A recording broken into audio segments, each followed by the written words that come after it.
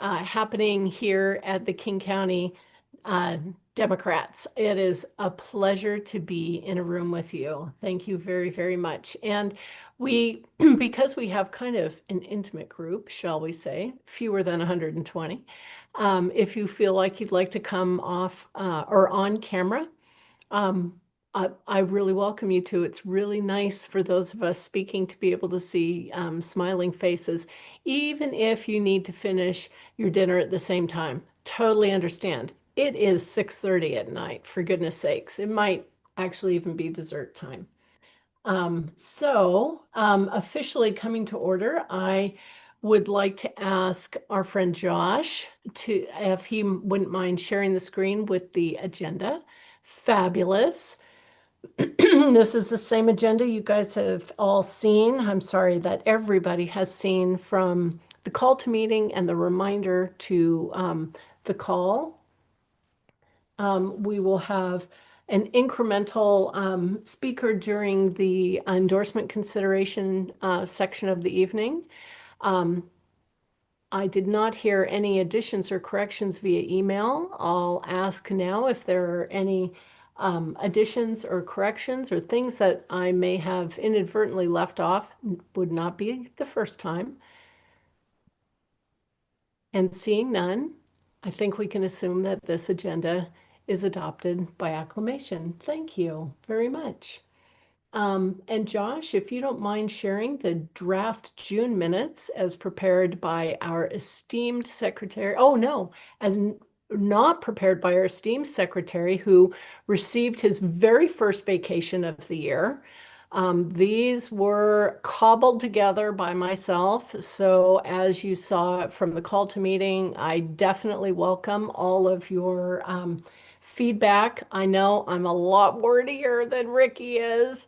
My apologies. But I thought this gave us a nice outline of the work we discussed and the important votes taken that night. So let's take a moment to have a quick review.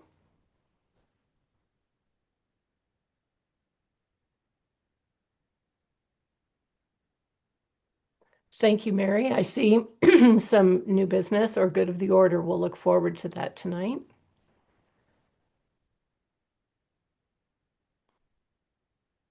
Awesome. I'll ask if there are any corrections to my hobbled, cobbled together minutes from our June meeting. And I will just say with gratitude to Ricky for the excellent minutes that he always takes. Thank you, Ricky. Any corrections or any additions? Hearing none, I'm going to consider that a vote of approval. Thank you, everybody. Our June minutes are approved by acclamation. I'd like to submit an amendment to our May minutes for your review. Those two were linked in the call to meeting and in the reminder call to meeting. And Josh, when you have a hot sec, if you don't mind sharing those, that would be great. What I did was review the meeting and I just went back in and outlined excruciating detail of each of the votes that had taken place.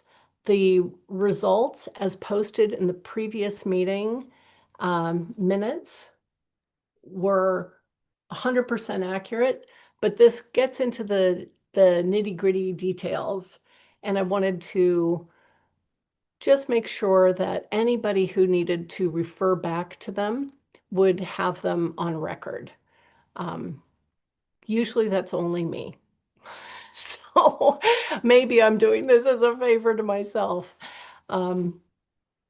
But thank you for having a moment to just review. I did confirm these with all the folks who took written minutes that night also. So the vote tallies, I believe, are accurate. I wanted to take a moment to outline the fact that we did end up having 4 slates in our endorsement considerations. We had several pulled from the slate, and each of those were voted on independently. So each of those votes are indicated here. So they were a part of the slate, but received their own voting separately. And that is outlined. Then we had quite a few floor nominations. We did make a note that those require a two-third majority, and that's the lengthy list. And then following that are each of the voting results. And as you'll watch Josh scroll up, the vote yes on Prop 1 for Seattle voters, the library levy passed by acclamation, and none of the other floor nominations passed. And I recalled and appreciated, in the good of the order, Tim Burns reminding us to vote Democrat. And I couldn't help myself but make note of that. So I would like to ask for your approval to add these amendments to the May minutes. Are there any objections? Any objections at all to adding this excruciating level of detail for future selves who might need to come back and take a look? Oh, super. Great. Seeing no objections and no corrections, we will take those amended minutes by acclamation. Thank you. Thanks very much. We have a couple of speakers this evening, the first of which you were notified about, and knowing that I promised a tidy timeline, I'm going to literally 1 minute behind schedule. Nora, this never happens. I'd love to introduce our guest, Nora Herron, who comes to us from Greenlight to share a little bit of information about battery energy storage. Nora, I'm going to spotlight you for the room and ask, did you have any slides that you wanted to share? I do have a couple slides to share if that's possible. Absolutely. I'm going to spotlight you, but I will ask those in charge of the far more technical pieces to give you sharing capability. Amazing. Awesome. Okay, I will try to be succinct here. First, hi everyone. My name is Nora. I am with Greenlight America, and I'm based in Bellingham, so not your northern neighbor of King County. I am Greenlight's regional campaign manager for Oregon and Washington. And quickly, Greenlight is a national nonprofit with folks across the country working to support the clean energy transition through mobilizing grassroots support for clean energy policies and projects at the local level. And I'm really excited to be talking with you all today because primarily what we do is try to move the needle through county and city level advocacy, for which there's a lot of opportunity in King County. I primarily in energy storage, which I'll talk a bit about here, but I also just want to name this is a huge topic, and it would be impossible to get into the layers of this technology in this conversation. And so at the end, my email is listed, and I welcome the opportunity to provide more information and context. But so take this as like a high level 101. And with that, I will share my screen. Okay, can folks see my screen? Sure can. Looks good. Thank you. Awesome. Okay, so just to set the scene a little bit, this may not be news to everyone, but Washington ranks last in the nation for renewable energy growth over the last 20 years. There are a couple top lines here. One is even with the statistic, demand is growing. We're doing an excellent job of electrifying, especially in Western Washington. Cities' populations are growing, industries needing more electricity, and we're just seeing demand going up. Additionally, Washington has really ambitious climate goals. So despite having some of the most ambitious climate goals in the nation, we're last place for rubber hitting the road for clean energy deployment. We also know that clean energy development is key to combating climate change. So in the western side of Washington, what does that mean? What can we do? Well, we're unlikely to see big solar farms or big wind farms scattered throughout King County or even Whatcom County where I am. But we do need to see energy storage in these counties. So energy storage is essentially the clean energy technology of Western Washington. It can help us to charge up the clean electrons from the east side of the state when they're produced and then dispatch them to communities when we reach times of demand or peak demand. And again, happy to answer questions on the nuts and bolts of this afterwards. So essentially, battery storage is not separate from the clean energy transition. It's essential infrastructure for making that transition possible. And I just included a recent headline from the Seattle Times opinion that Washington's clean energy transition will fail without giant batteries because we need the ability to have flexibility when the sun isn't shining at night or the wind isn't blowing to make sure that folks have energy and the lights on.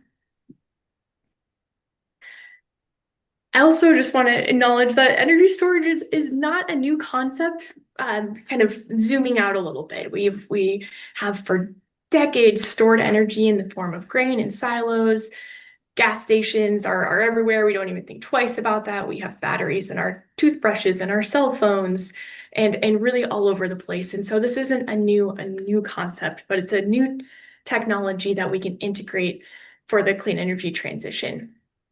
I recently heard in a conversation with an advocate that they had decided to not have kids because they were concerned about climate change. They're now in their 70s.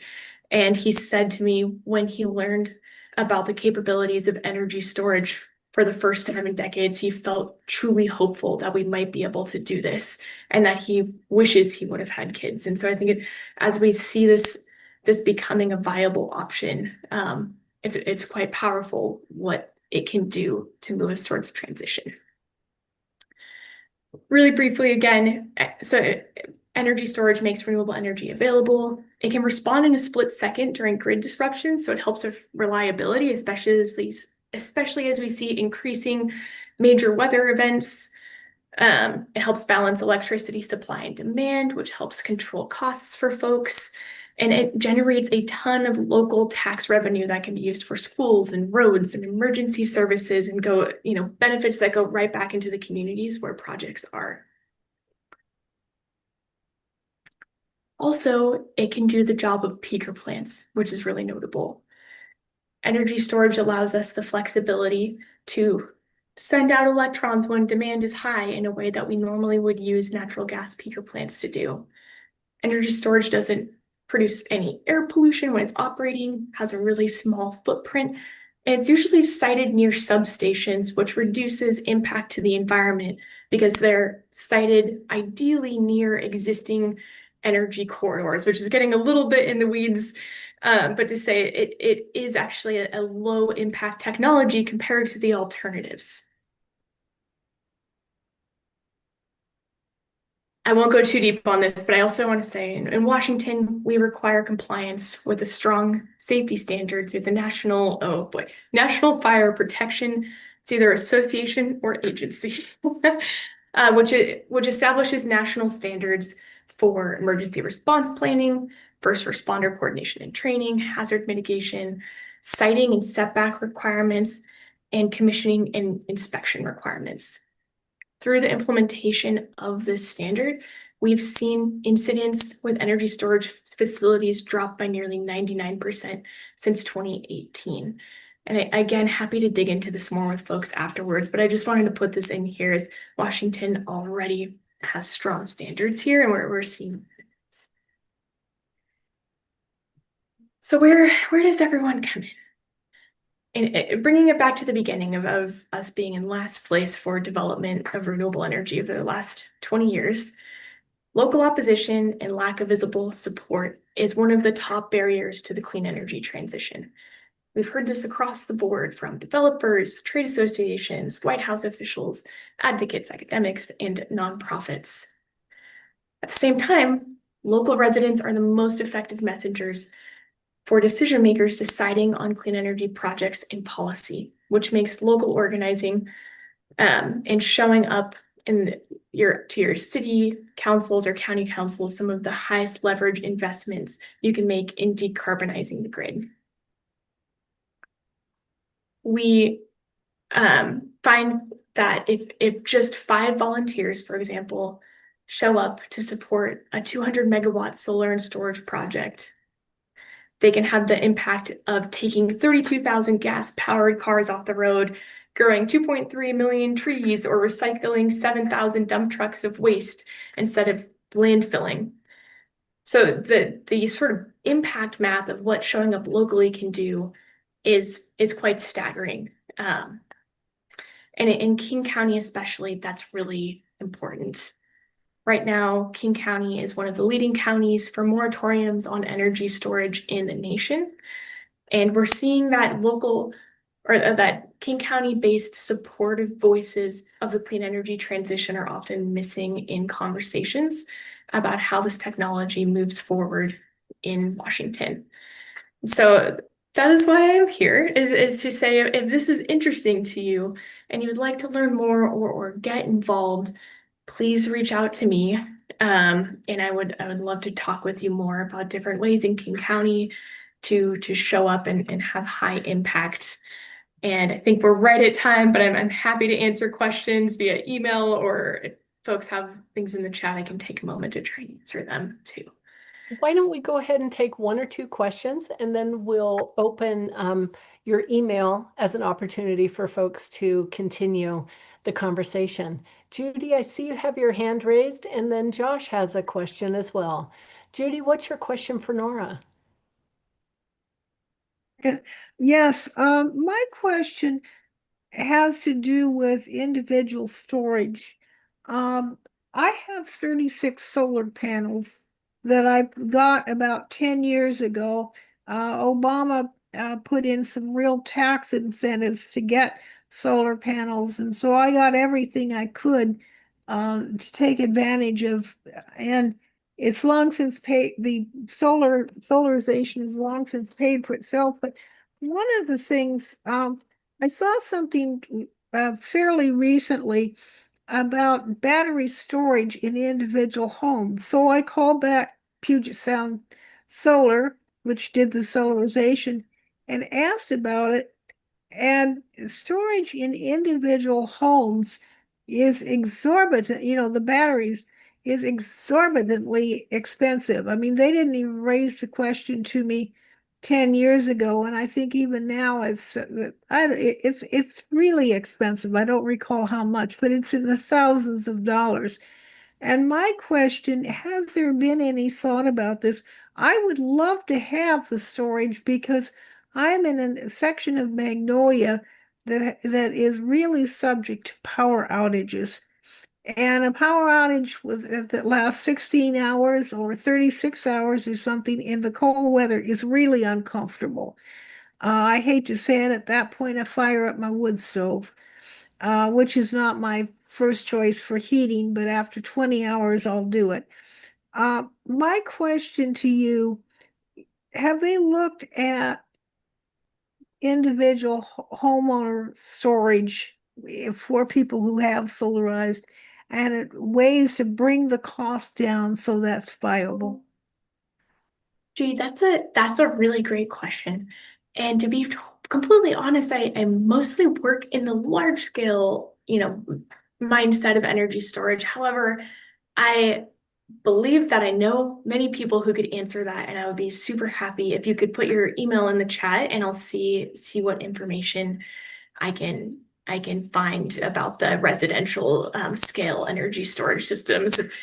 If that works out okay for you. I think it may take some political advocacy to do something about it. That's why I'm raising it here. Certainly. Because I think it's going to take political advocacy.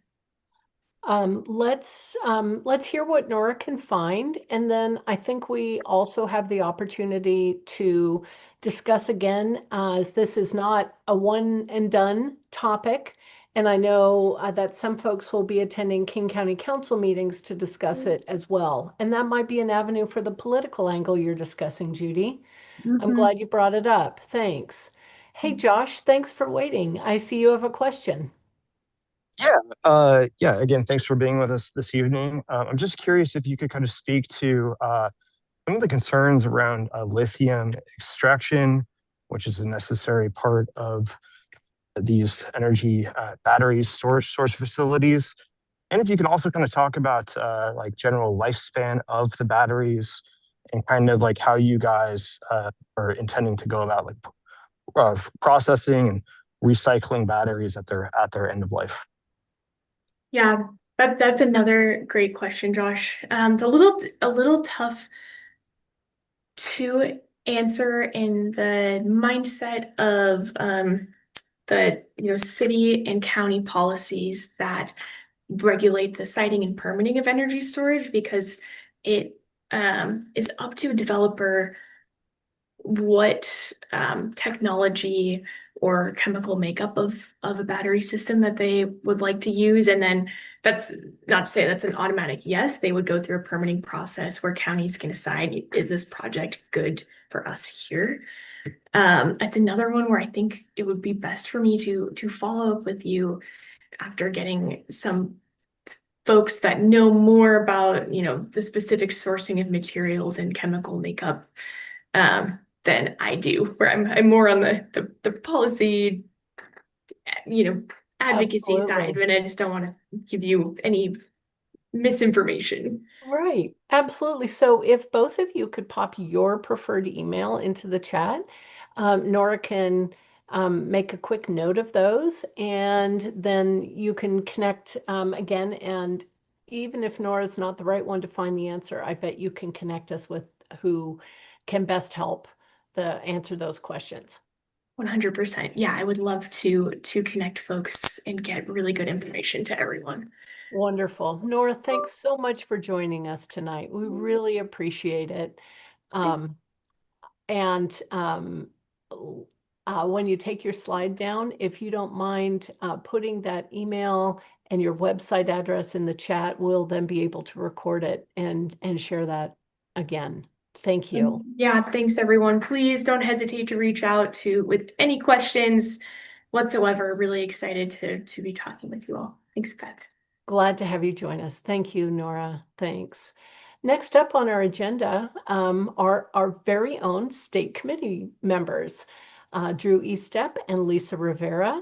We waited an extra meeting to have them place their report so that we could be sure to get all of the follow-up details from the state party. But now that that has been filed, and many of you will have received an email with that awareness, I'm going to go ahead and spotlight Drew and Lisa. Did you want to come on screen tonight and speak, or would you prefer not to be? I don't want to spotlight you if you don't want to be spotlit. Oh yeah, I can be. I'm just getting my lighting fixed here. Okay, I gotcha. Great. I'm gonna find Lisa and spotlight you both. And oops, I thought I was. Now I'm Madam not. Chair, you can't do that till she has video on. Ah, no wonder. There it is. You are so right. Thank you, Kat. Thank you. And Drew and Lisa, thank you so much for your service as our state committee members. And thank you for sharing with all of us tonight what you learned from this last really big meeting and how it affects us specifically as the county party. I'll pass the baton to you. Great. Lisa, do you want me to start or do you want to throw some pieces out? Take it away. Great. So first of all, apologies. I'm guaranteedly going to forget something at some point. I got back from knocking doors and walked inside and got on this call. So little slow to be reconfigured into this mode. Second thing, just very quickly, waste 1 minute, 1 second of my time. Please get out there and knock doors. We are in primary season. This year has been particularly challenging for volunteers across the ecosystem. So if you have a weekend or some time to go get some doors knocked, please do so in the next 7 days before ballots are done.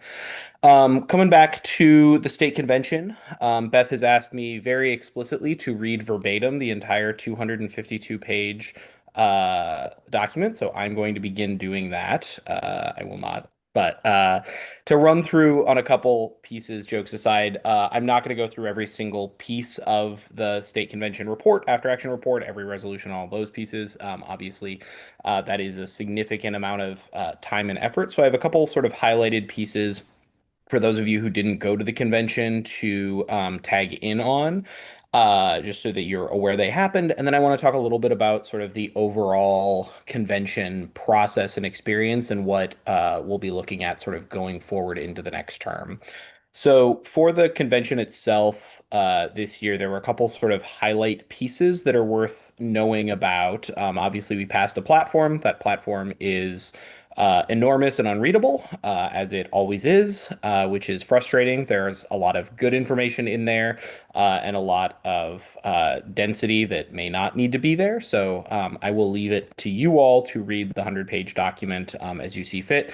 But I think there's sort of a long running conversation about how we bring that document down to a smaller scope and scale, despite having all of this great information in it. There's a lot of sort of need to pull that back down.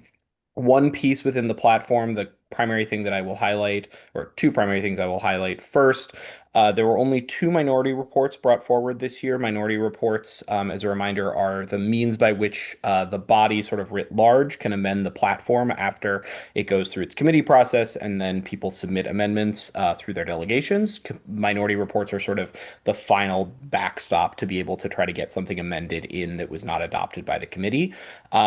Two is quite down from prior years. It was 8 the first time minority reports were adopted in 2020. It was somewhere around 16 or 18, I believe, in 2024.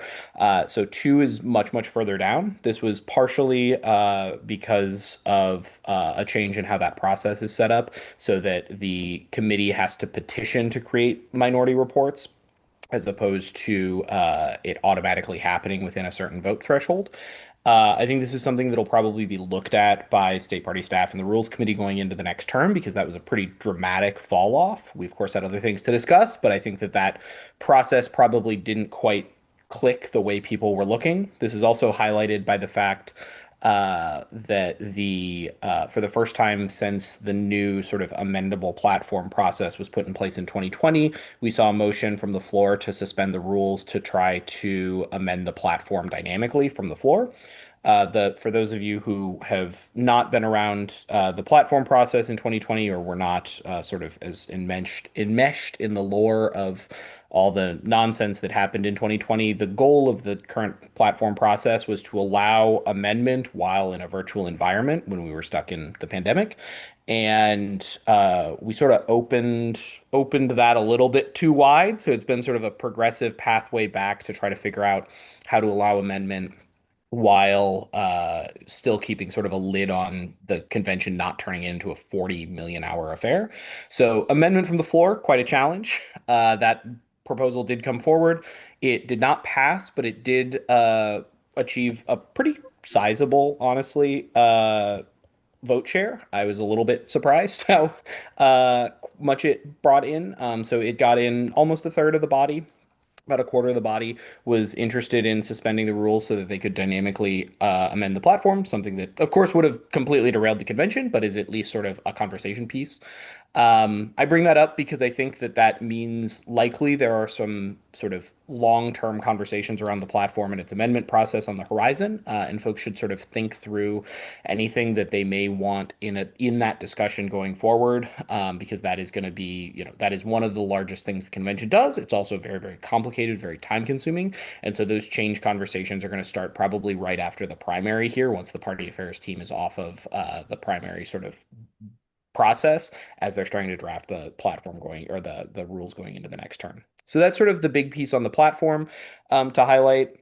In terms of resolutions, the sort of opposite is true. Resolutions had a significantly larger impact than they have prior. Many more resolutions were submitted than prior years, and there was a significantly larger discussion base around resolutions. So more were pulled than sort of had been the norm prior. I think I attribute this largely to people starting to figure out how this process works. That says to me that this process is relatively healthy on the resolution side, that organizations are figuring out how to submit resolutions, how to pull those resolutions, how to engage with those resolutions, etc. Again, I won't go through every resolution. I do want to highlight one in particular that I know many folks would be particularly interested in, which was a resolution from the 46th moving to condemn Marie Gluesenkamp Perez's vote regarding trans rights. That resolution, two parts to bring up there. One was the closest vote I've seen at a state convention ever. I believe that vote margin was something like 6. It was very, very tight. Let me pull it up. Um, it was no, it was a little more than 6. Sorry. It was 16. Oh, no, no. Yeah, yeah. Okay. No, it was 6. Never mind. It was 6. That's good memory. Yeah, so it was 6, 383 to 377, also notably with a significant number of undervotes.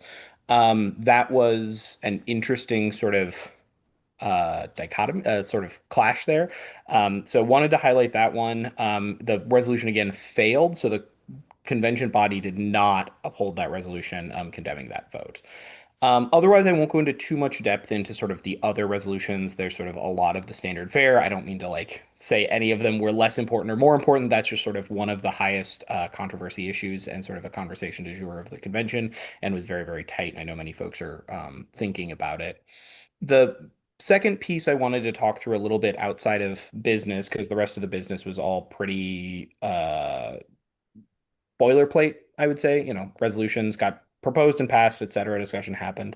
I think the bigger piece going forward is I think there is a discussion around the structure around debate and virtual participation that is probably going to be coming up.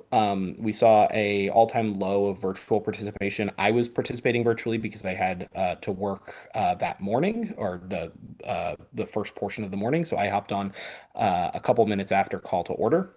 And so I participated virtually. It was my first time participating virtually. I want to say it actually worked really, really well. I thought the interface was effective, et cetera.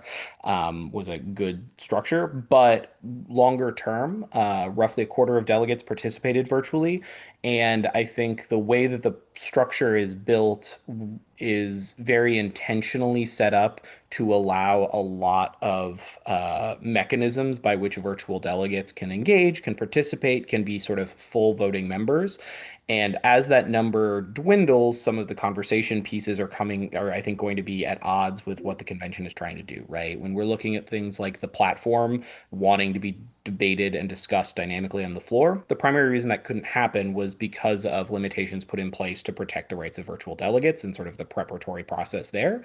So as we're sort of thinking through this process, as that number shrinks, I would expect, I don't know if it's for 28, but I would expect that there will be a conversation coming about what that virtual participation angle looks like, whether it's necessary, whether it should be reformatted, how that all sort of comes together. So I would expect that portion to play out in some form or another. The second part to highlight, as I already mentioned, is the platform process. I think now that it has matured a little bit, people sort of understand what's going on. It seems like there is some significant interest in reducing some of the friction points there. I'm not sure how that will all look, but I think that will be one of the primary conversation pieces. I think there's a very challenging balancing act on the platform about starting it too early so that people who aren't involved in the process are paying attention and able to participate, while balancing that the time before the convention is very, very short and people have to review very, very large documents.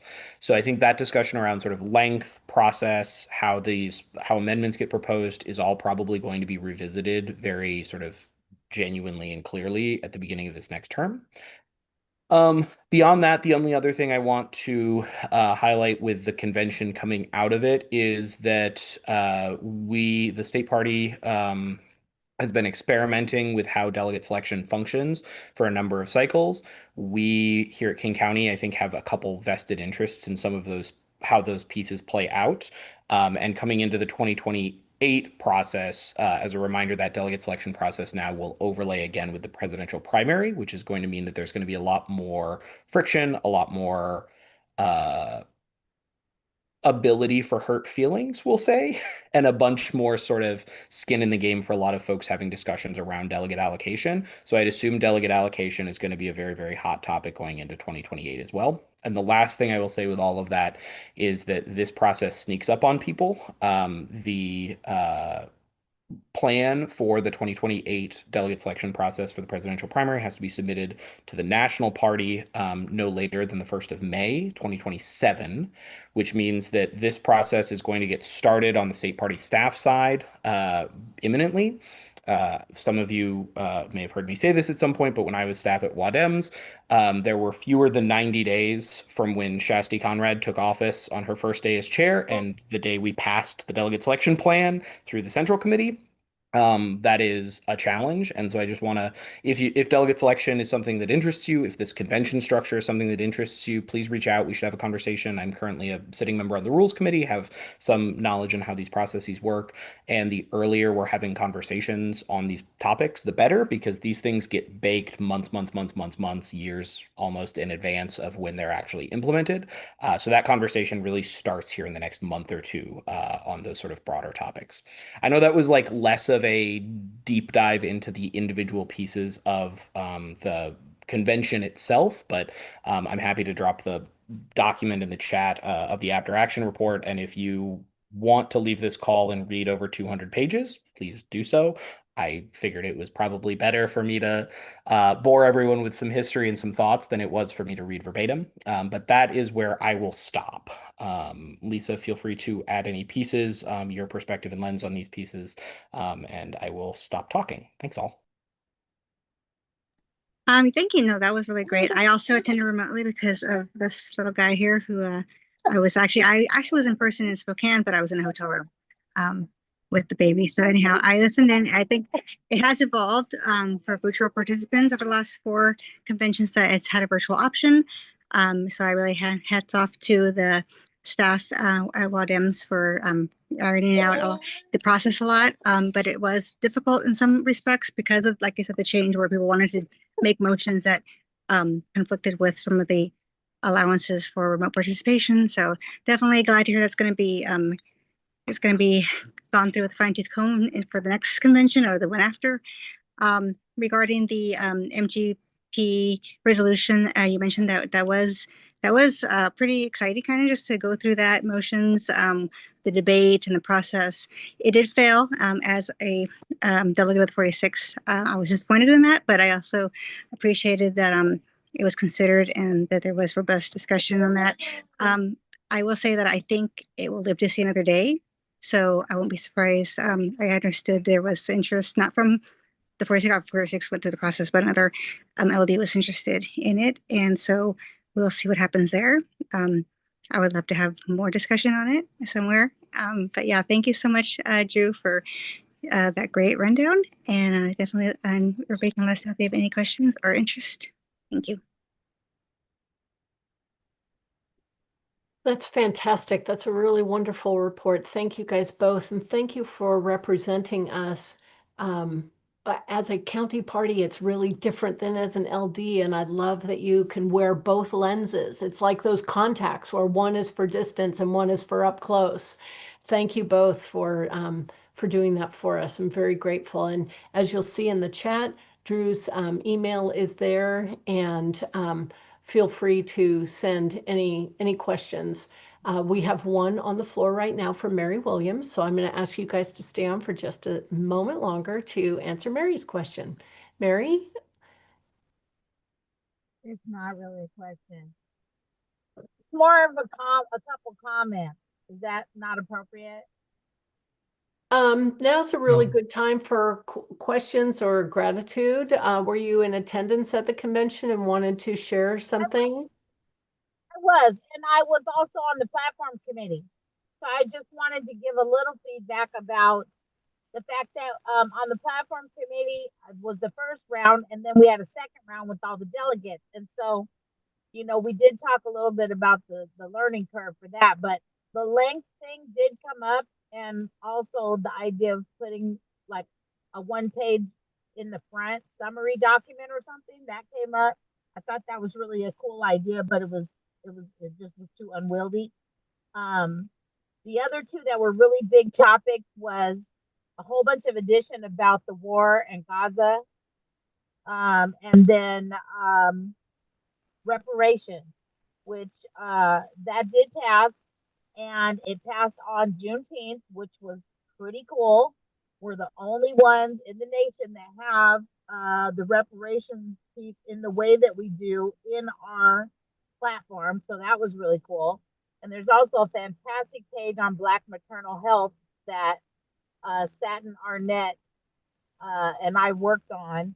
I researched it and she wrote it up. But yeah, so that was really, really cool because at first there was just a couple bullets on Black Lives Matter, and we were like, well, wait a minute, they did all this stuff on Gaza. Let's dive a little bit deeper. The other thing is, we talked about the fact that it's really a cost to get the convention. A lot of us wanted to be in person, but it's really kind of a hardship, and we want to be way more inclusive.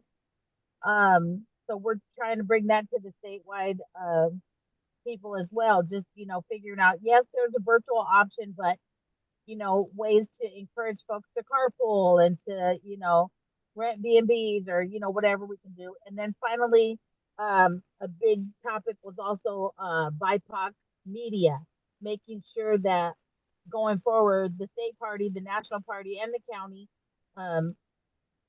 really do reach out to BIPOC media so that there's a lot more visibility to help folks get out to vote. So that's all I wanted. Wonderful. Thank you so much. Thank you. Thank you. Kat, did you have a question for our state committee members?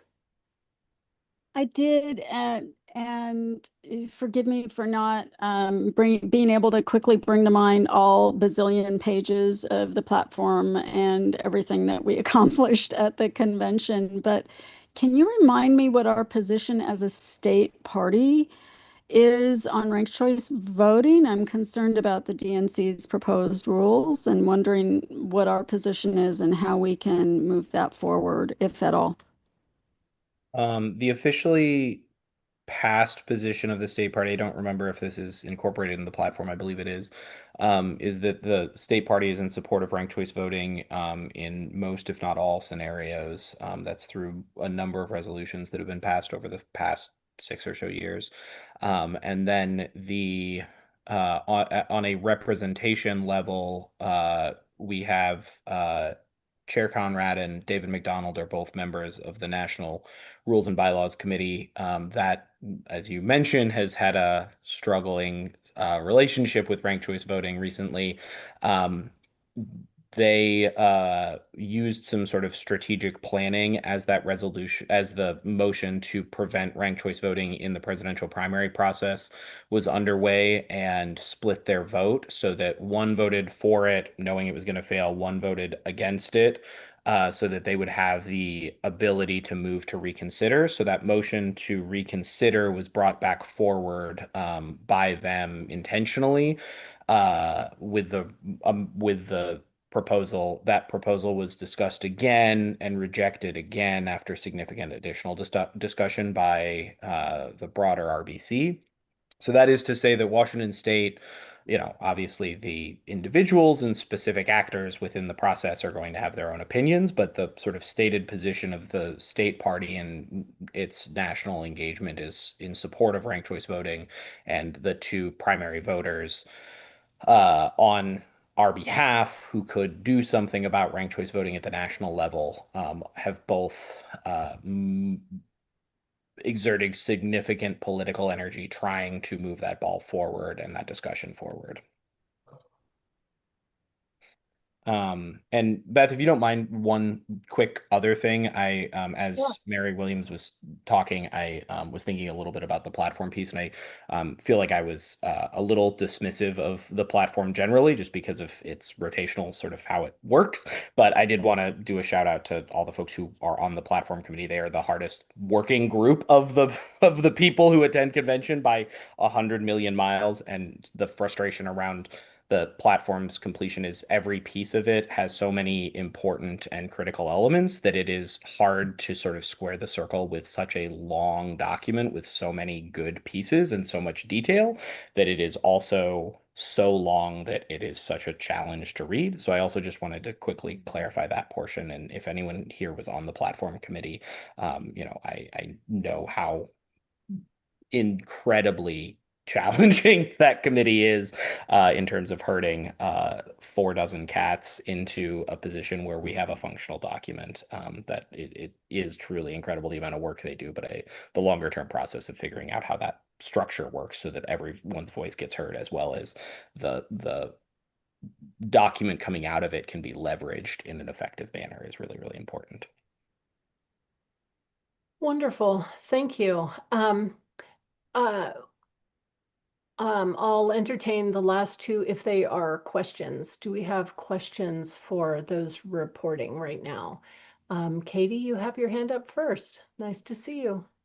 Nice to see you too. I was co-chair of the platform committee, and I just put my email address in the chat as well. That's all I wanted to call attention to. Thank you.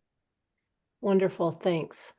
That's so great. Thank you, everybody. Lots of links to reach out directly to some of our members who are leading the way for us, and we're very appreciative. Thank you, Drew. Thank you, Lisa. Thank you very much, Katie, for co-chairing the platform committee. Heavy lift, everyone. Thanks so much.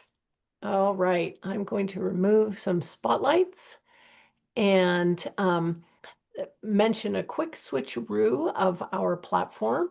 Our outreach vice chair, Andrew Ashiafu, is in need of hopping off the meeting quickly. He had a very, very brief report, so he's requested if he can hop in early. So Andrew, if you want to come on screen, I'll give you a highlight and you can give your report. And I'm afraid that we might have even already missed his window. Are you here, Andrew? Oh, looks like we lost him. Okay, then we are back to a regularly scheduled programming, at which time I would like to pass the mic over to the chair of our endorsement committee and her vice chair, if she would like, Kat Pipkin and Dean Rodenbow. Kat, would you like me to highlight you, spotlight Let's you? spotlight Dean, please. He'll be speaking on our behalf tonight. Awesome. And hello, Dean. Thank Great, you. thank you. Just a short report this evening. I think we all know the election day for the primary is on Tuesday, so we don't have any endorsements to bring forward this evening. But just a note that we will be evaluating the primary results. And if we don't have an endorsed candidate that for some reason doesn't move forward in the election, we'd revisit that and potentially bring forward additional endorsements at our August meeting. One other thing that I would like to mention, I think I mentioned it last month, but the endorsement committee is working on facilitating an AI discussion and learning forum. We've locked into a date of Thursday, September 10th, and it will be an opportunity to educate committee members about how AI is being used to support our KC Dems work and provide a discussion for questions and learning. This was a topic that came up many times over during our work during this last cycle, and we have some expertise among this group, and this is an opportunity to share best practices and learn from each other. So you'll be seeing more formalized invitation go out in the next few weeks, but again, we're planning for September 10th. And if your LD is using LD AI in a way that is streamlining your work processes, please let us know, and we'd love to spotlight your example as well. So those are the two updates from our end. Anything I'm missing, Kat? No, Madam Chair, we have another guest speaker, and I wonder if now would be a good time to hear from them because there may be committee action after that. Is that okay? Now is the best time. In fact, Dean, I'm going to remove the spotlight. And Kat, would you like me to spotlight you to introduce our next speaker? Oh, come on. We want to see you, kitten lady. All right. For gosh sakes. Okay, hold on. Just give me a second here. All right, we have a special guest tonight, and he is going to have to correct me on a number of important factors here. But we have a new measure that's going to appear on the November ballot in the city of Seattle. So for just about half of the county, and that is a transportation measure. And to tell us a little bit more about that is our guest Holden Ringer from the Transportation Choices. Transportation Choice Choices. Coalition. Thank So, you. yeah, Thank you. yeah. TCC. I had it wrong in my head. If you could swap us out for Holden, that would be great. You got Thank it. you. Sorry about the clumsy intro, dude. No, thank you so much for the introduction. And just thank you so much to everybody for allowing me to chat today. So I know it's short notice, so just thankful for the opportunity to chat. So I have a couple slides here, so I can just share my screen if that's all right with you guys. Dun, dun, dun.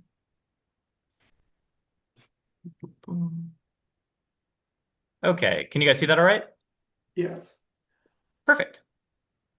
Okay, so my name's Holden Ringer, and I'm here to talk about the Seattle Transit Measure that just went past council yesterday, or not yesterday, this past week, and is actually going to be signed by the mayor come Thursday. So I'll just kind of run through some things. So I'll just give a quick introduction for who I am, kind of the origins of the Seattle Transit Measure, and I'll probably just call it STM, just because Seattle Transit Measure is kind of a mouthful.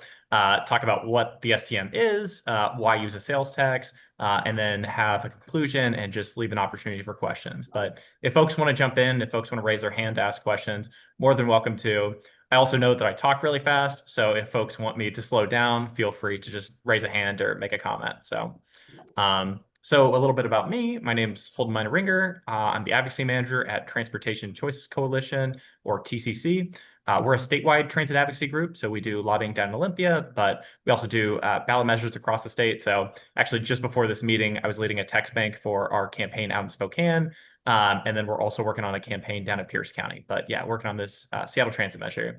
And I am just a little bit about me. I'm also the organizer for the Seattle Super Saunter, which is a walk from the northernmost point of Seattle to the southernmost point. And we had about 1,500 folks join this last year. So really great turnout to go see the city. So big fan of Seattle.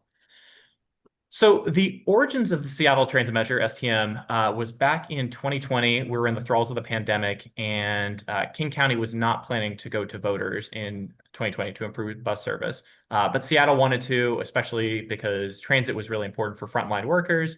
So this was something where they decided to have a 0.15% sales tax increase that they put to voters in November. That won 80% of the vote, which, if I'm not mistaken, was the highest for any ballot measure in Seattle history. So we'll go ballot measure. People like transit here in Seattle. And this was something that was considered, once again, before we had approved the Seattle Transit Measure, to go King County wide. TCC was doing some advocacy around that, but I think just because of the new executive, it didn't seem like they had their ducks in the row to do that. So Seattle, still liking transit, decided to put this ballot measure to city council that got approved last week. And what it will be is going to be 0.15% sales tax increase. So in addition to the one that was in 2020, so it'll be 0.3% in total. This would provide $130 million annually for the next 10 years. It's mostly going towards bus service and improving frequency, especially nights and weekends. So you can see from the graph over here. But it also is going towards funding the streetcar, so the South Lake Union streetcar and the First Hill one. It will also provide free transit passes for, I believe, 22,000 folks, and a lot of, especially folks in the Seattle Housing Authority. It also helps support doing permitting for sound transit and other transit infrastructure improvements. So this money could actually be helped towards the Graham Street station that was potentially going to be deferred a couple months back. So definitely really important, not just for bus service, but also for light rail too. So one of the critiques that we've definitely gotten is, and just the question we often get is, why use a sales tax? I'm sure I don't have to talk to you guys about the tax system here in Washington State, but sales tax is regressive, falls disproportionately on people at the bottom. Unfortunately, here in Washington, we just have limited options to fund transit. So the conversations around this ballot measure were either do sales tax or maybe do some combination of sales tax and a vehicle car fee. It seemed that the vehicle car tab was much less popular and was polling much more poorly. So they decided just to go with the sales tax, and is also evidenced by the Seattle Transit Measure back in 2020 that passed with 80% of the vote. People in Seattle generally will support these things. So, and we also, if it was up to me, I don't think I would be doing sales tax in order to fund transit, try and find some other progressive option. But I think the way that we feel about this regressive tax is that it's funding something progressive, something that's really important, especially with transportation either being the highest or second highest expense for the average person in Washington state. So especially when it comes to transit passes and just allowing for folks to not have a car for all of their trips. I believe in King County alone, I believe within the last 30 days, about 53% of people have taken the bus. In Seattle, that's much higher too. So those are just some of the reasons why sales tax, and also something too that we're constantly doing because we're a statewide organization, and a lot of the stuff that we're hearing in Spokane and out in Pierce County is we would love to advocate for more progressive options to fund transit. So would love to be, contact with you guys as we get closer to legislative session if that's something that folks are interested in. So conclusion, City Council voted unanimously on this last week to approve it, to send it to voters. Mayor Wilson's going to sign this into Thursday. And she has endorsed it. Executive Zahala has endorsed it. MLK Labor Council's endorsed it. And currently we're working on these endorsements. So that's why I'm chatting with you guys here today. And we would really appreciate your endorsement. And I think just lastly, just talking about the importance of transit, this isn't about funding King County Metro. This is about funding the ways that we get around. It's the working folks, it's the senior citizens, it's the students that are able to ride free. And it's just really important towards keeping cars off the road so we have healthier air quality, keeping traffic low, making sure that we're using less space for parking and cars so we can use it more for housing and trees. So many positive qualities for transit. And I think we're also very fortunate to be leading in transit across the state, not just the city and just the state, but also the country. I'm thinking about Portland right now that's talking about transit cuts, and so many other parts of the country that are dealing with that just because of the federal situation we're in. But Seattle gets to be a leader on this. So would really appreciate your guys' endorsement, and happy to answer questions for anybody who has any of them. Awesome, Holden. Thank you so much. Kat, thank you so much for bringing this to us. I really appreciate it. I'm going to put myself back on mute and let you manage the discussion. I just got a little excited. Sorry. Glad to hear there's excitement about transit. So, Yeah, do you mind pulling your screen down, Holden? oh, yeah, for sure. Let's do that so you can see all of our bright, shiny faces. Looks like we have some questions or comments. Awesome. Lisa Rivera.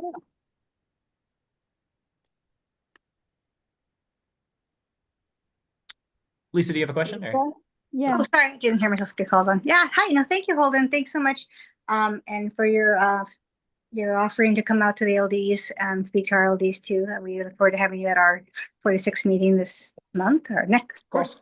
So anyhow, I'm wondering, so this, it sounds like last time was a pretty good slam dunk. What are you worried this month at all, this year at all? Is there any opposition building that is notable? What should we be worried about? I don't think there's any opposition. I mean, I think part of doing this endorsement process right now is just showing a united front. I mean, we feel good that this passed unanimously. We feel good that we have a broad range of supporters so far. And, it's like I'm working on this campaign out in Spokane where we, a couple multimillionaires out there have given $200K to try and defund transit. So we're not hearing anything close to that. And I think just right now, with having just a united front and having a good showing on Thursday, I think that's going to dissuade a lot of people from doing any kind of opposition. But we're not hearing anything from the business community, and we've reached out to them for their endorsement. So I think we feel pretty confident about this so far. Great, thank you. Yeah, for sure. Tara. What percentage, I mean, it's all kind of vague, but about what percentage would be for the streetcar? Because I know there's some pushback that the streetcar is not the terribly most effective part of our transit system. So I feel like calling that out kind of makes it less attractive, except for a very small slice of people who actually use it. Yeah, no, it's a smaller percentage of the total transit measure. I'm not exactly sure off the top of my head, but I definitely think it's less than 10% of the whole transit measure.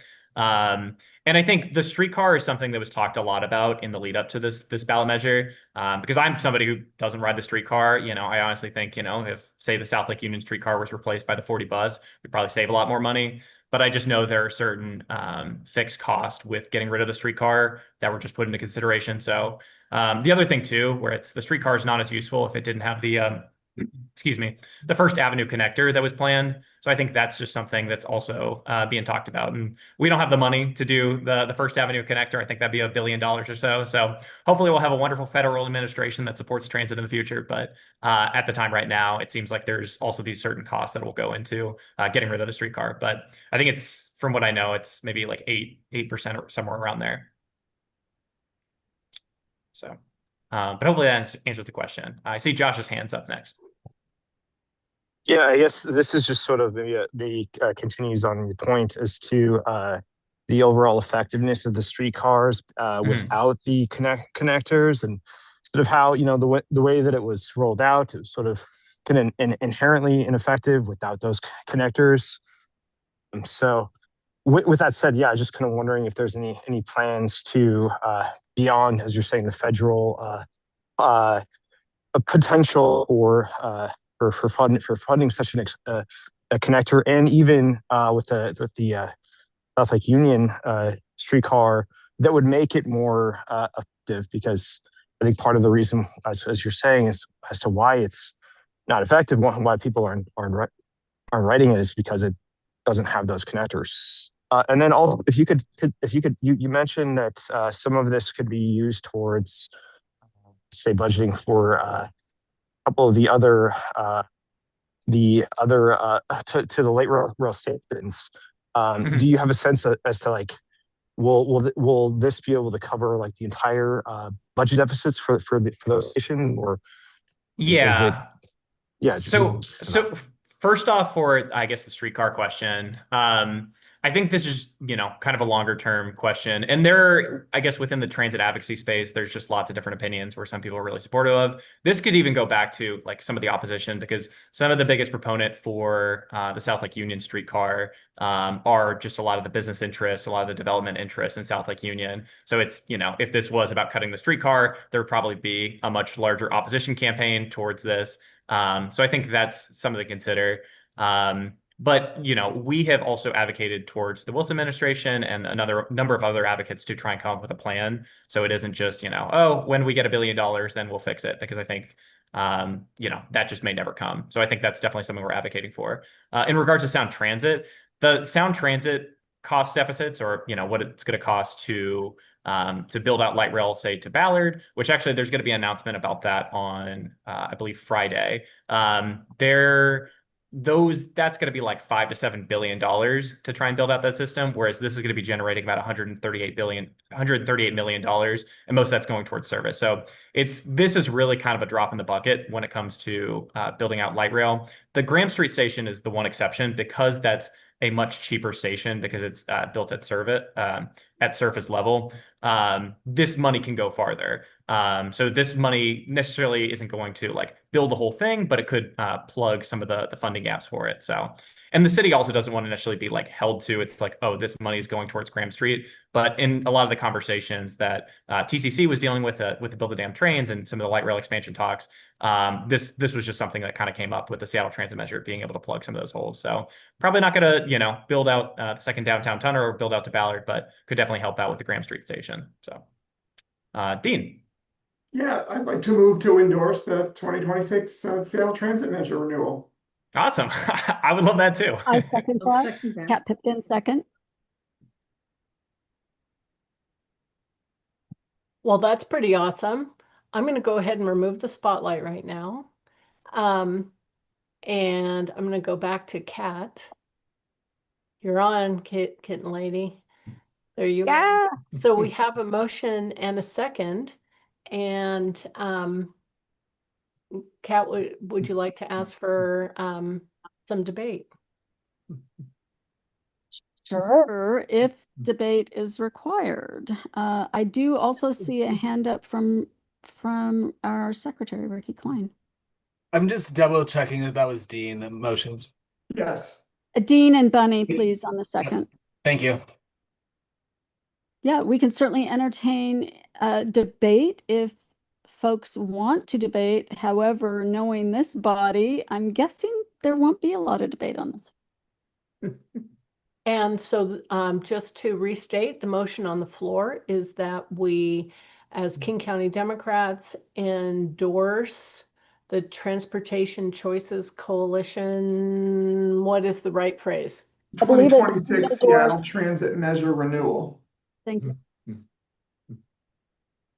How do we do, Holden? At least one of us got it right. Thank you, I Dean. think so. You know, you guys are the pros. You guys are the experts. So, you know. Ricky, did we got that okay? Great. Hi, Tim. Hi, Madam Chair. Just wondering if this is a Seattle only issue. Holden? Yes, this is a Seattle only issue. Oh, like I said earlier, we had tried to go to the county just because, you know, it'd be able to help out more folks, especially folks out in South King County who, you know, really need transit. But I think just with the new executive administration, I just don't think they have their ducks in the row to go that way. So, but Seattle is excited for transit. So, and this is something, you know, we're really excited about. Madam Chair, I'm not seeing any calls for debate. Do you want to call the motion? And I'm seeing no objections. Anybody objecting? No objections to improving transportation choices? Seeing none, I think we can consider this passed. Amazing. Unanimous. Wow. Yes. Wonderful. Thank you guys so much. You know, this is great. So, and just really appreciative that, you know, we have wonderful transit supporters here. So, and I don't know if these folks have questions at all or. I'll double check. Tara, is your question for Holden or about transportation choices? No, real quick, just record it as I assume we voted to endorse a yes position on this. Yes, thank you for making certain this is very clear for the live stream and the video recording and for our minutes. This is a yes to support these transportation choices. Thank you. I love it. Amazing. Thank you. Yeah, well, Tara. thank you guys so much for the opportunity to chat with you guys today. And thank you guys so much for being transit supporters. So I love it. I love that we adopted this without objection. Very, very wonderful vote of approval there. That's great. Thank you. Okay, super. And now, Holden, thank you for joining us. And anybody, maybe Holden, you could put your contact info in the chat yeah, I'd be for happy to. the Let me go do LDs that. that might like to have you come and speak there as well. Yeah, no, and I've reached out to all the Seattle ones, but yeah, I'd be happy to be in contact with any of the folks. So, Oh, great. That's wonderful. Then you are in touch with all the right folks. Thank you, Cap, for putting that in the chat so that it's reflected appropriately. Passing without passes without objection? That's correct, yes? That's Okay. correct. And we're seeing nods from our parliamentarian, Kevin. Good. I don't want a wagging finger from, you know, Keiko. No, we do not want that. Awesome. Thank you. Kat, I leave the floor open to you if you had anything else you wanted to bring to us. We do not. Simply the reminder of the upcoming events, which you had actually already put into chat for us. Hope everybody, especially those folks who are in Seattle and ranked choice voting enthusiasts, will join Fair Vote's launch next Friday the 8th, and then thereafter we'll all be doing a Friday night bounce to launch it ourselves as King County Democrats. And at some point when folks are ready, if there are any floor nominations, we can entertain those as appropriate. Thank you, Rohana. I see your hand is raised. Hi everyone, I'm Rohana. I'm chair of King County Young Dems, and I would like to bring forth a floor nomination to endorse Moy Masaniai for King County District Court Judge in the Southwest Region, position 4. Thank you, Rohana. And is there a second in the room?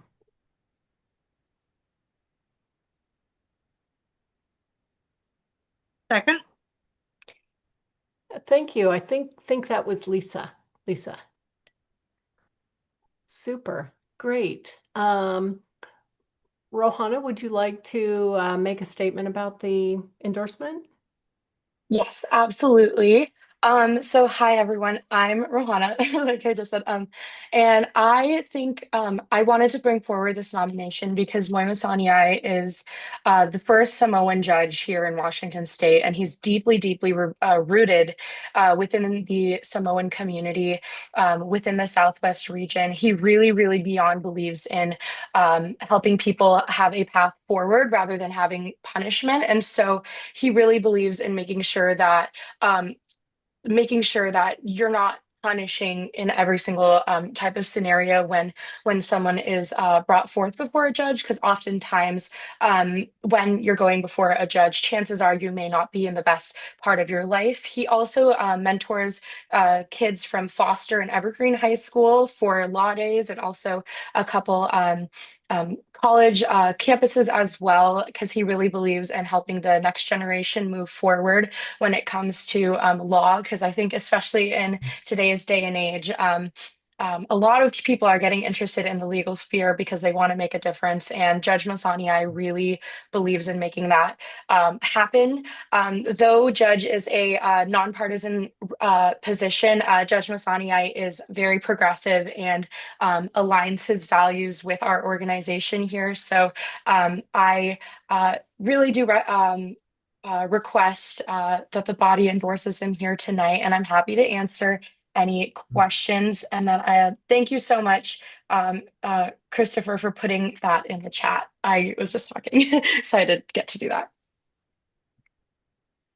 I see a question from Hannah Cameron. Hi, Hannah. Hey, Chair. I have a point of order, I suppose. I think it's my understanding that we already entertained the this endorsement previously. Is this something that we're able to bring back up? It's Because an I believe excellent yeah. question, Hannah. We did interview Judge Masayane. I'm not pronouncing that correctly. I apologize. We did interview this candidate in the endorsement committee, but this body, the King County Dems Central Committee Executive Board, has not yet heard this candidate. That's right. Okay, I'm getting myself confused. I'm in too many endorsements. The 34th considered it. Okay, never mind. I'm like, wait a second. I know this name. Okay, sorry, Totally my bad. cool. If you were looking, you saw a lot of heads nodding up and down. Oh yeah, it's been a lot of meetings and a lot of folks. So we've met him, but has not come to this group yet. And I see questions in the chat about which position. This is the King County District Court in the Southwest division, excuse me. And Moy is a seated judge there in position 4. And Tara, I see your hand is raised. Does he have an opponent? Yeah, I'm sorry, Madam Chair, am I able to? Yes, please do. Yes, he has an opponent. His name is Harry Steinmetz. I haven't personally met him. I'm just here to recommend Moy.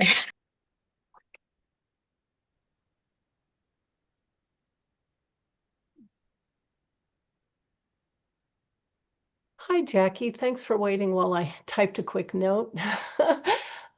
You have a question. Yes, I rise to speak against the endorsement of this district court judge. The 33rd LD has endorsed Harry Steinmetz, his opponent, and we think that he has a better record and temperament as a judge for this position. Thank you, Jackie. Thank you. Hi, Dean. I see you have your hand raised. Yeah, I can just speak on from the lens of the endorsement committee. We did take great efforts to discuss the candidates in this race, and we made a deliberate decision not to make an endorsement as it relates to Judge Moimasani. It was in particular, we were influenced by the most recent public reprimand, which he received in his current role, and we did not think, given that circumstance, it made sense for us to make an endorsement for his candidacy at this time.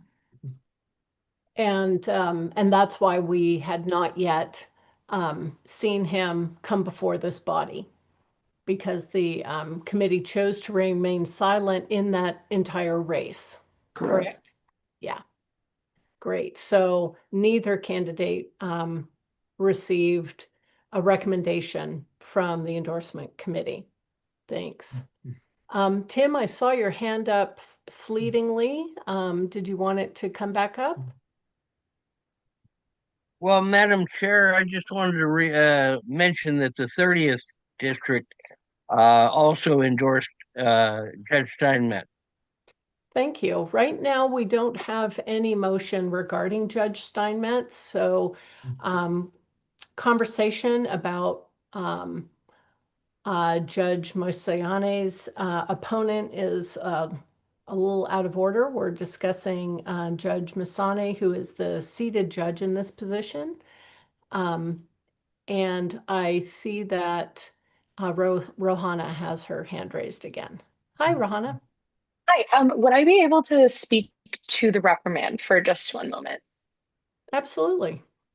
Yes. So Judge Masani was reprimanded for an incident that occurred, I believe, in 2023. And based off of like what the courts and like the procedural things decided, he went through all of the programs to improve his behavior and understand why kind of the situation that had occurred was not the best. And he's put himself in therapy and really talked with not only the situation and the people involved in that, but he's gone through all of the trainings and done his best to improve from that situation. And also kind of to speak from a little bit on his campaign side, there have been other judges as well who have, come in and emailed some of his endorsers kind of asking and kind of putting in pressure as to why he was being endorsed. So Judge Masani has definitely been facing a lot of negativity, but he is doing his best to move with grace with the therapy and all the things that he did to move forward and improve not only as a judge, but overall as a person. And he's very sad he could not be here tonight, but I have full faith in Judge Masani that he definitely did improve and went to therapy and went through all of the procedural things that the reprimand committee recommended of him to do.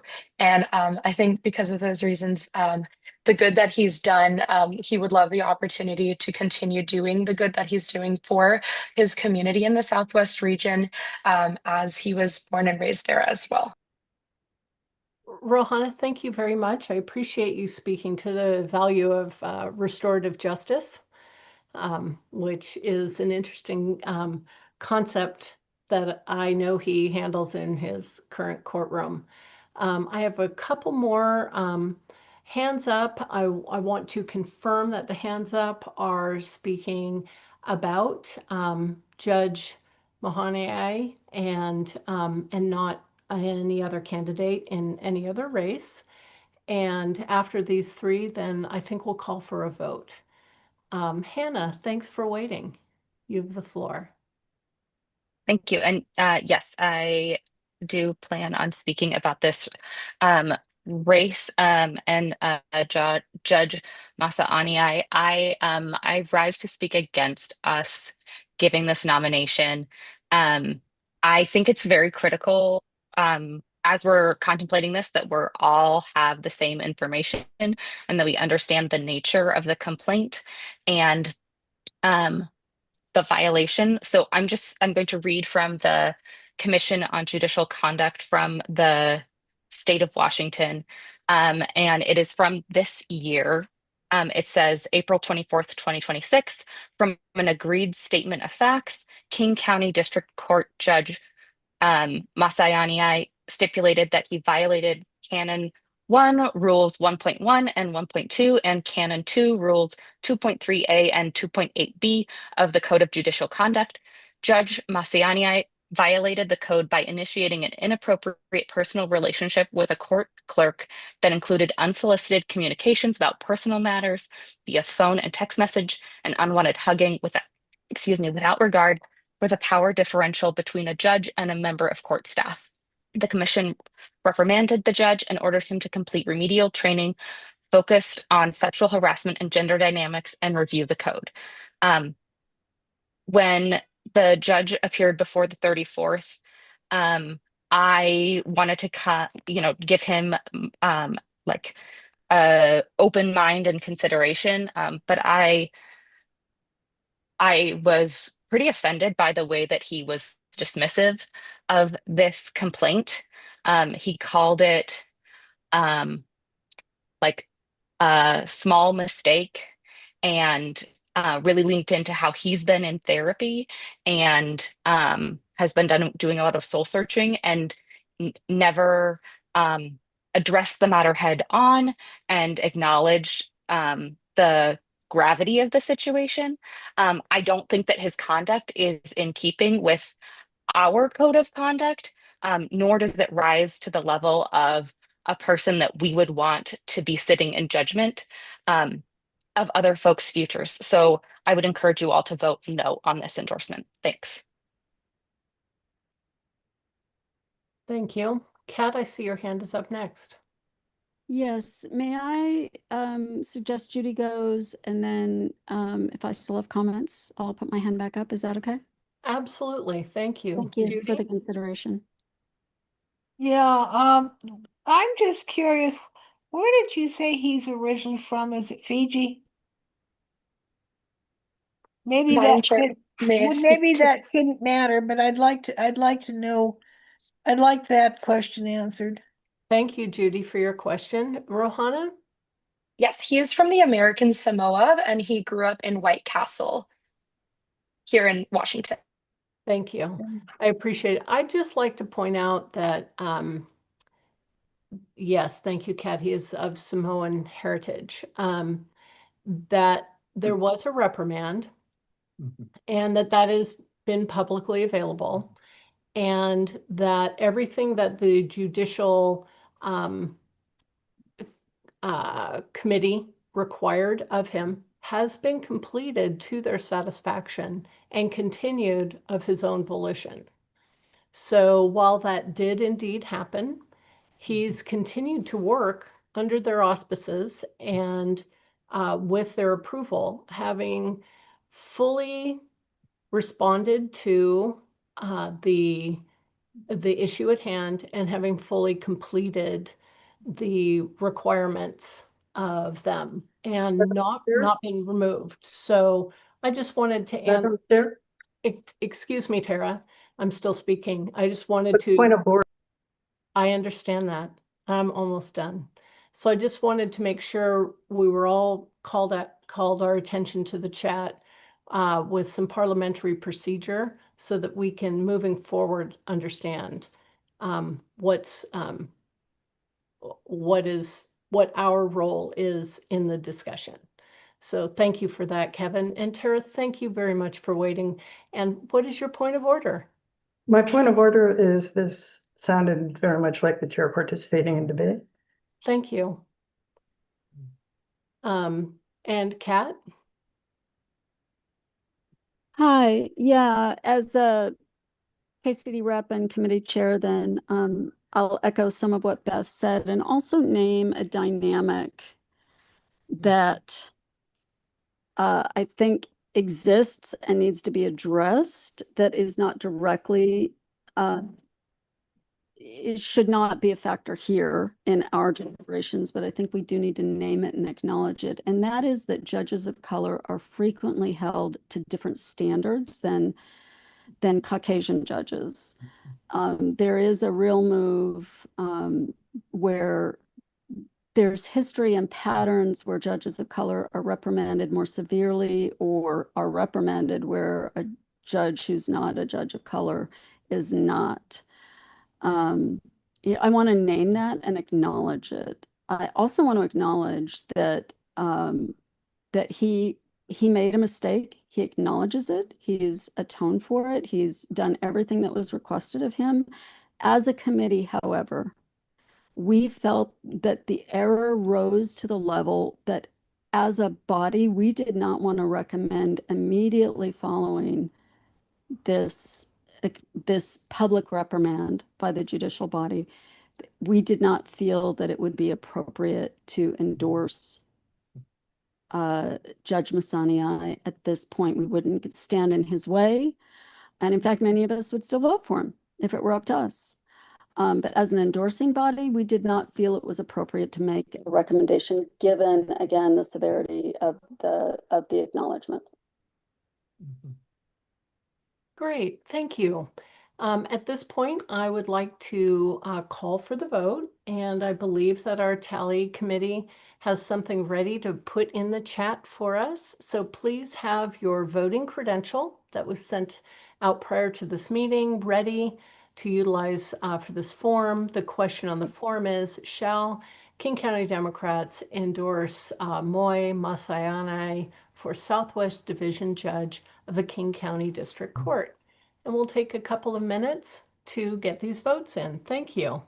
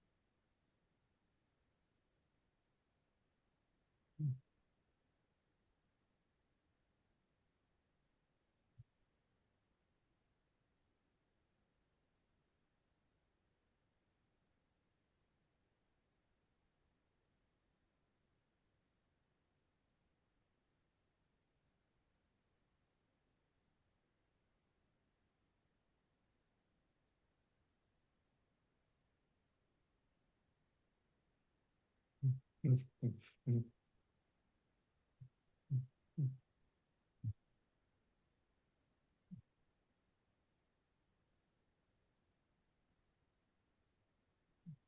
don't know what the professional voting code was. Rita, do you have a question?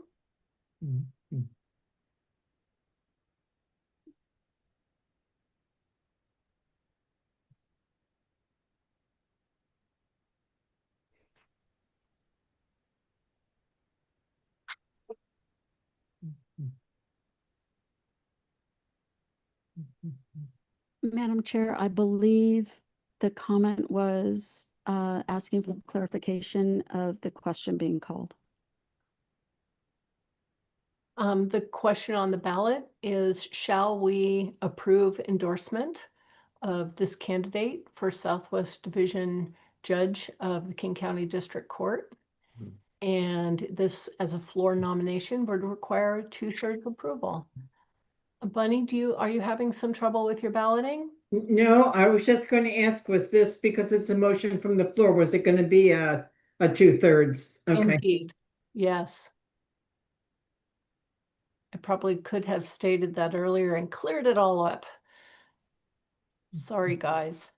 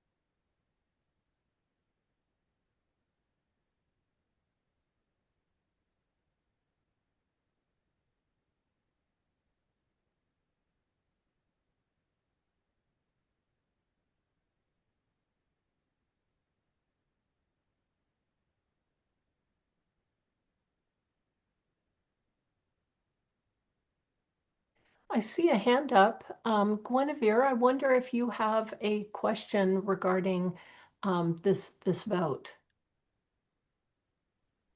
Thank you, Chair. I have a question regarding the meeting as a whole. It's not particular to this vote, I believe. You know what? While we let our tally team near completion, I would be delighted to answer your question. Thank you, Chair. I just wanted to ask if there was a ruling on the point of order raised by Tara Gallagher earlier. Tara made the point that she felt I was influencing the vote, and I always appreciate Tara helping to guide our meetings. But I believe that I was reminding us of the state of the complaint. That's not the right word. The reprimand, and bringing that in the full cycle of the complaint to the body, particularly in light of the fact that reading a reprimand like that would not normally be allowed by our rules, and I did not call that early enough to halt the speaker.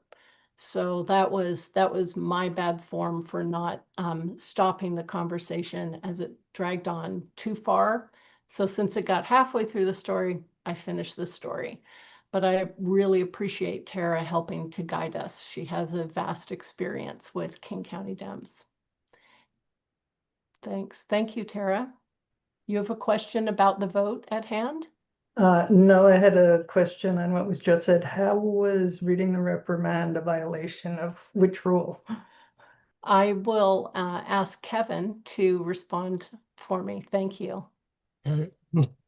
Yes, members are not permitted to read from papers, so to speak. If you were a physical meeting and you would actually be reading from a paper like that, a source, you would actually need to seek permission to do so. Okay, you can paraphrase something, but you cannot read directly from a paper. Thank you, Kevin. And I think we have ballot result. Hi, Alex. Thank you so much. Thank you, Madam Chair. We are still working to cure one ballot that is uncounted, but the results are steady and the ballot would not change the result. Is that okay? Yes, please. Thank you. So the results so far are 4 yes and 26 no, with one uncounted.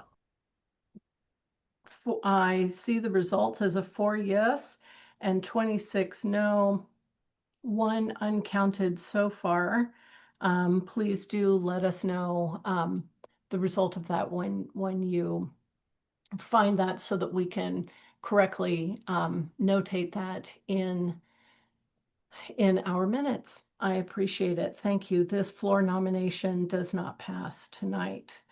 Kat, I'm wondering with the, while we're in the endorsement section, is there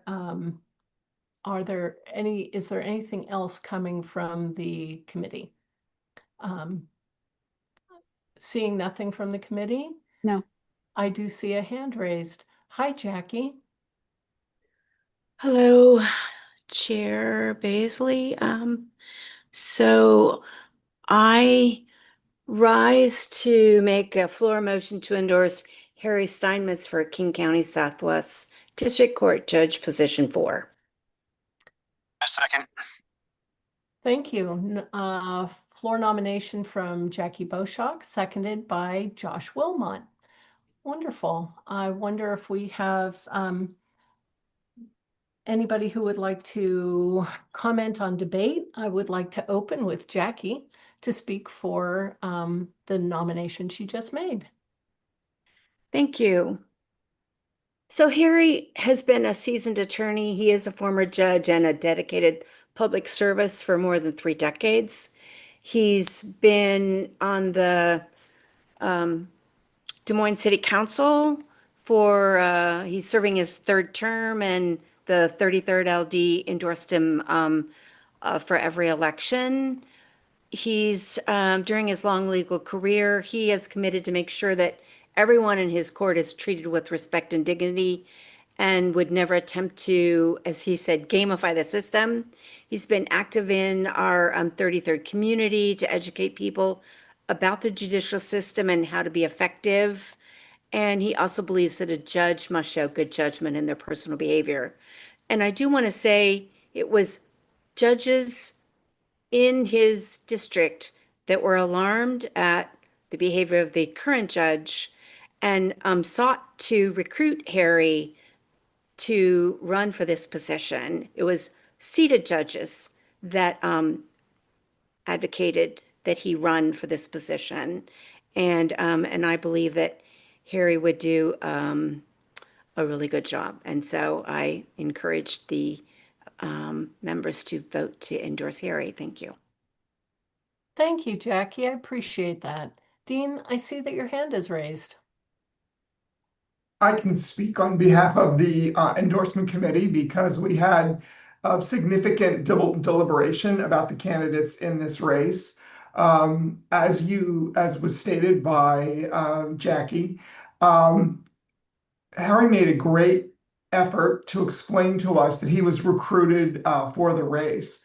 The reason we didn't move forward with an endorsement is he didn't convey to us a passion to serve as the judge.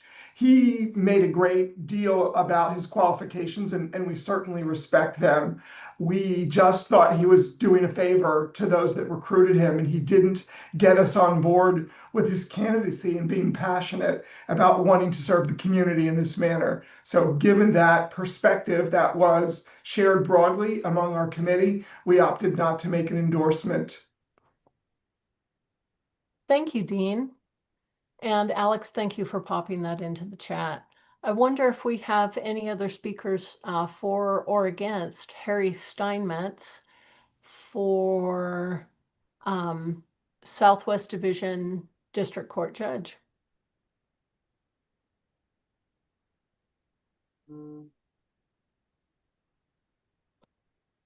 Seeing no, yes, thank you, Josh, and thank you, Rachel. Hi, Josh, you have the floor.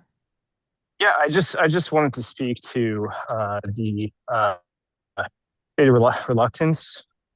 I think those that are reluctant to serve oftentimes are in fact the best people to be placed in these positions. So I just wanted to say that. Thank you, Josh. I appreciate it. Rachel?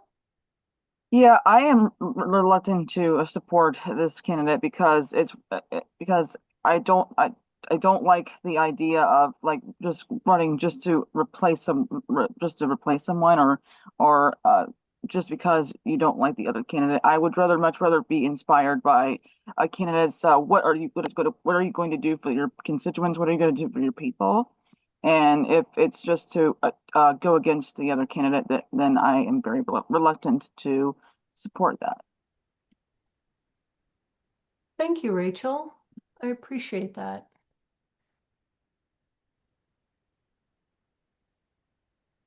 Any other comments? Rita, I see that you came off of mute. I wonder if you wanted to speak to. No, I was just having trouble this evening. No worries. I don't know why, but I am. No worries. I'll go ahead and there you go. You got it. Thank you. Josh, I see your hand is up. Did you have another comment or do you feel satisfied with your previous remark? All good. All good. Seeing no further comments, I'd like to ask our tally committee to, yes, put forward the question, shall the KCDCC endorse Harry Steinmetz for Southwest Division Judge of the King County District Court? Close enough. Yes, please. Get your voting credential ready, team, and Alex will generate that for us in just a hot minute. I was not looking at the right screen, Alex. Sorry, you caught me looking the wrong way and I wasn't able to take a quick look at your wording there in a timely enough fashion.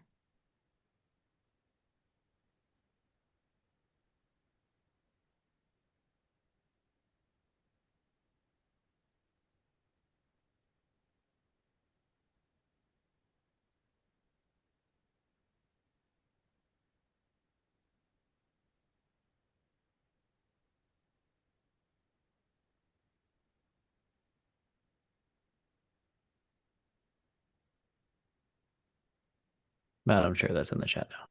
Thank you. All right, everybody. Let's copy that link and place your vote regarding Harry Steinmetz, Southwest Division, King County District Court.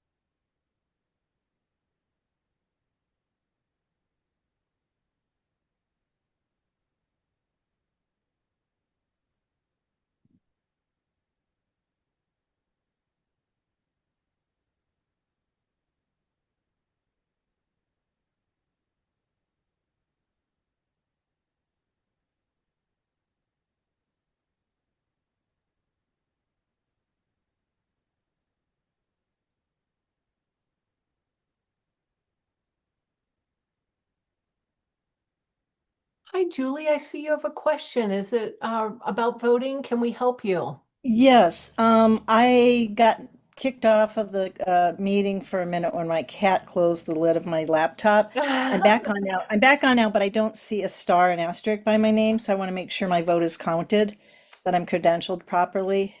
Absolutely. Thank you. Absolutely. Thank you. I'll ask Alex and Aaron to take a quick look and let's see. This is regarding Julie. Yeah, I'm back on now. Okay, yeah, you got me credentialed. Thank you. Thank you. And yes, we're all applauding the mischievous nature of the cats in our lives.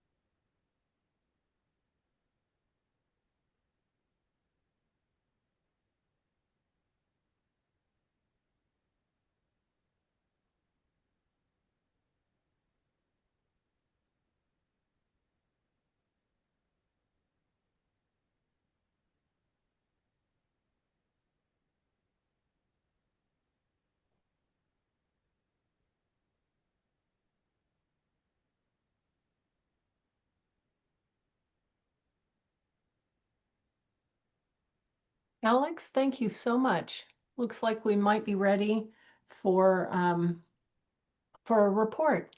Thank you, Madam Chair. Would you like me to include the one text vote we got from Rita in the chat? Yes, please. So including that, then there are 10 yeses and 21 nos. Thank you very much for that report. And the consideration of Harry Steinmetz for District Court Judge, we have 10 yeses and 21 nos, and that motion does not pass tonight. All righty. Thank you very much. Are there any other endorsement considerations for this evening? I know that Kat has said not from the committee. I'll just do a quick double check from the floor, since we did have 3 votes tonight. Seeing none, I'll say that we have moved past this agenda item. Unfortunately, tonight, our PCO chair, Amy Hamrick, is out ill and not able to report, and Andrew has had to leave the meeting for another event. There's a question in the chat I want to make sure we address. They have to be in King County. Mary, do you want to come off of mute and re-ask your question? I'm not sure that I understand. Yeah, no, I was thinking of someone who's running in Island County that many of us know, but it's not in King County. Got it. Yes. Thank you. Thank you. Oh my goodness, can you imagine if we were considering Island County also? We'd have to also consider Snohomish County and Pierce County, all of our neighbors, all of our neighbors. Wonderful. In the absence of Andrew and Amy, I will move on to share with you exciting news that indeed, as we have discussed and been hoping for, we believe that we're going to have our August meeting in person. It has been highly recommended and some just begging for an in-person meeting. So we're going to take advantage of the amazing light rail system that we have running up and down our county and host our next meeting in person at Kat, I'm not sure I'm going to say it correctly, the UFCW 3000 meeting hall. Jackie, how did I do? Yes, it stands for United Food and Commercial Workers, UFCW. Thank you. I knew I was stumbling along. Down in your neck of the woods, it'll be our regular day, similar time. I'd love to see everybody gathering at 6:30. You will see this in multiple emails from me. I believe we can probably start our meeting a little bit closer to 7, but we will be in person and we will be operating in a hybrid fashion.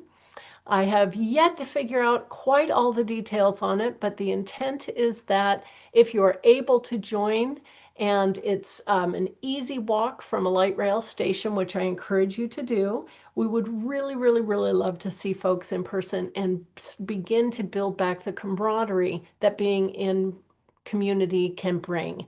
If it's not possible, for instance, my friend Carolyn Harp's hand is raised, and I have been to Carolyn's Harp's home in Black Diamond, and oh my gosh, that is a commute. I would understand, Carolyn, if you made that choice. And we'll make sure that a hybrid option is available. But that is the exciting news that I have to share, and I will answer these next 3 questions. Mr. Burns, your question, sir. Not a question, Madam Chair. The UFCW 3000 is now the King County Democrat or King County Labor headquarters as well. It's on First Avenue in downtown Seattle. Well, I think that we are meeting Dustin Lambro in Des Moines.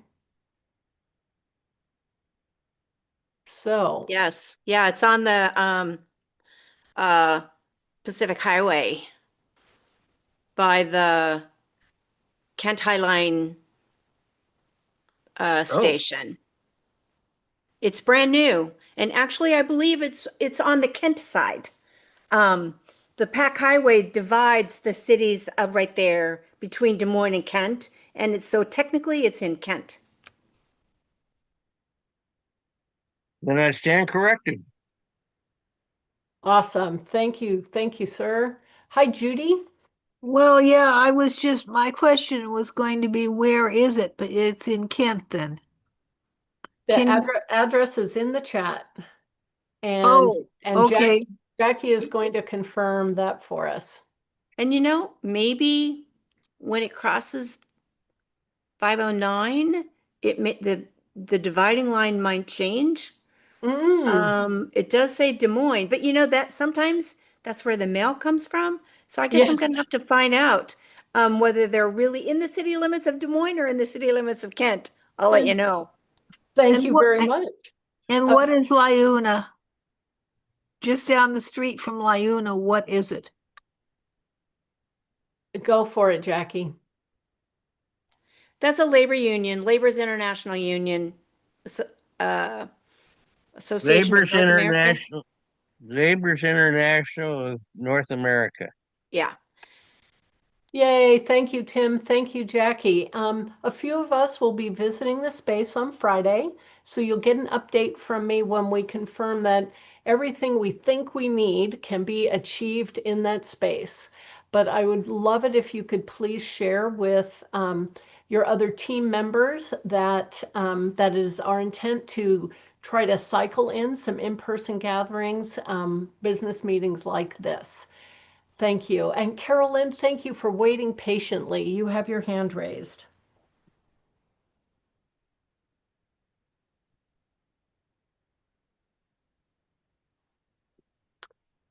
Carolyn, when you find the mute button, let me know and the floor will be yours.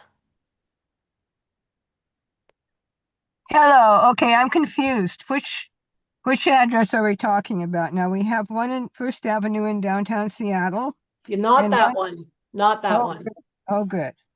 Yeah. Oh, good. So the meeting will be at the Des Moines address. Correct. 23040 Pacific Highway South, Suite 101, Des Moines, etc. Etc. Yeah. Perfect. Okay. Well, So it's going to be quite a job for us to figure this out. It's been a long time. Yeah. So I ask you for a lot of grace, and please feel free to email me with questions and as Rachel says, it'll be a beautiful light rail commute indeed. And if you have eager energy to help organize and coordinate, you will be one of my new best friends.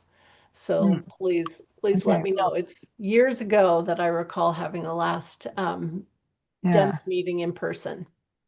Des Moines is also, I don't have any light rail, and Des Moines is also a long way from me. Yes, so we'll probably have a lot closer than Seattle, but I will give it consideration. Thank you, It is on Carolyn. the main bus line. It's on the rapid line route on Highway 99. Black Diamond is not on the rapid bus line or well, okay, it is sort of on a bus line, but it hardly ever runs. We'll see what we can do, and we will have a hybrid option for you. Okay, thank you. I may be the only one taking it, but thank you. Thank you. Thank you. That's quite all right.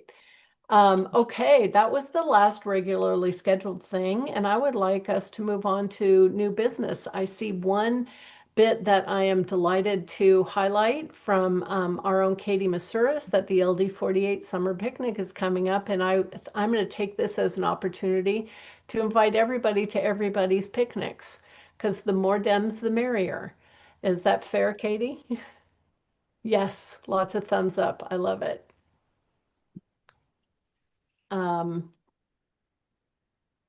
Kat, I see, do you have an order of new business? And a comment observation, actually, I believe most of the LD picnics are actually listed on the KCD calendar. And so if folks are interested, I believe they're all on there.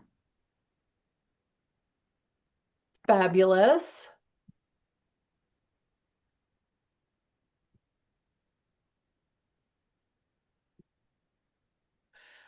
Thank you, thank you. Hi, Ricky. I was just gonna second that what Kat was saying. I just added Katie's to the calendar, and then the 43rds and the 36th. I just added those two, so those will populate soon. Awesome. Awesome, Blossom. Thank you, thank you, thank you. Thank you, thank you. Wonderful. Mary, I see you have your hand raised as well. Well, I don't know if it's really good for the order, so. Now is definitely the right time for new business. You're a little bit muffled, so if you could help us out so we can hear you well, I would appreciate it. Okay, what's your definition of new business? So, go for it, Mary. We're going to entertain whatever you got. okay, well, I don't know. Some people may know Satin Arnett is running for Island County Commissioner. And the thing is there's been some fairly nasty attacks on her. Someone took one of her her campaign posters, flyer, and posted it up on Facebook and defaced it. And it was rather disrespectful. And so I just want us to be aware that, people are still very much being targeted. I know Melissa Chowdhury has some issues as well. And lots of civil servants have been targeted and fired and things like that. So I just want us to be aware as a party, and I want to continue to be intentional about bringing it to the forefront. So thanks. Appreciate that, Mary, very much. And as we're blending new business and good of the order, I wonder if anybody has anything similarly to bring up.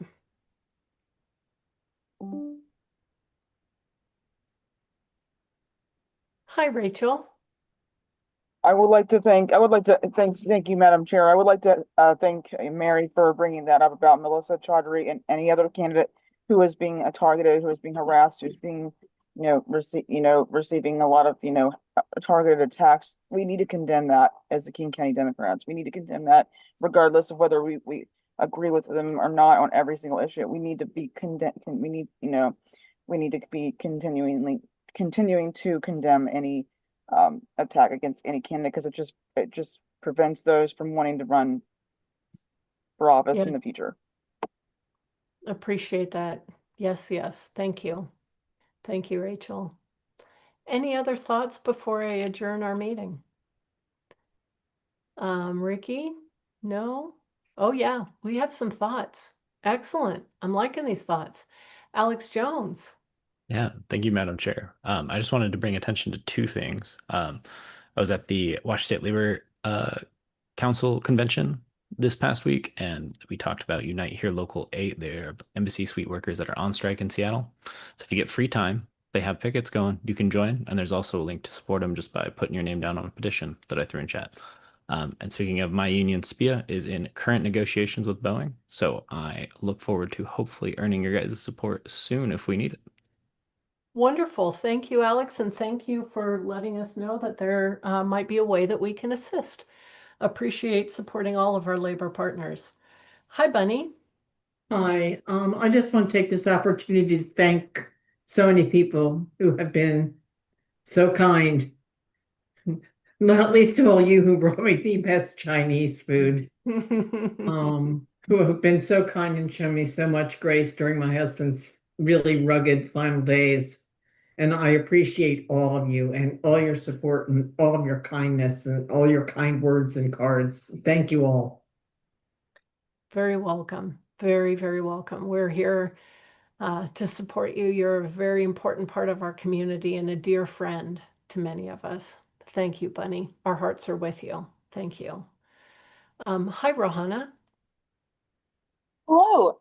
I actually today is actually my first day working with the state party. So I'm the new Congressional District 8 field organizer, and I wanted to drop in the chat that we would love anyone and everyone to come out to any of our canvases, not just in CD8, but just, statewide. The team is so amazing. They've been working so hard doing calls and all that good volunteer recruitment stuff. So I'm going to drop my email and phone number in the chat. And if anyone has any availability for canvassing, especially until through August 4th, that would be great. We are really trying to target as many doors as possible to try and get as many people coming out to vote by that day as possible. So thank you guys so much. And I'm just going to pop my info in the chat.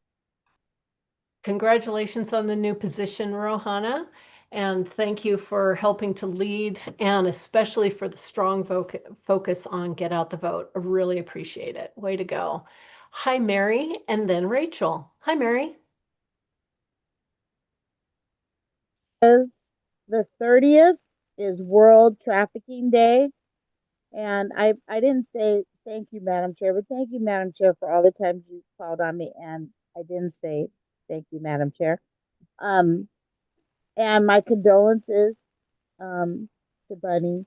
And we also just lost another organizer out of the Federal Way area. Her name was Emi Koyama, and she was a survivor that did a lot of things in the trafficking space.